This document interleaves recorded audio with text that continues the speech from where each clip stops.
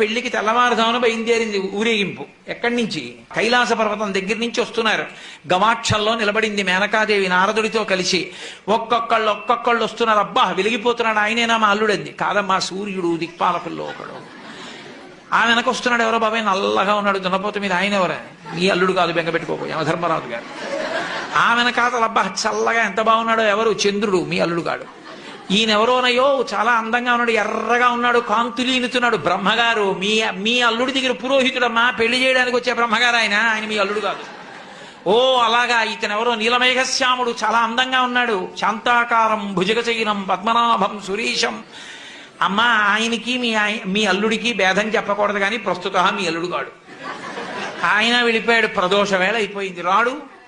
వెడుతూనే ఉంది ఊరేగింపు. వస్తున్నారు మగపెళ్లివారు. అలా ఆఖరికి ఒక ఆయన వచ్చాడు. చుట్టూ భూతప్రేత పిశాచాలున్నాయి, ప్రమదగణాలున్నాయి, మధ్యలో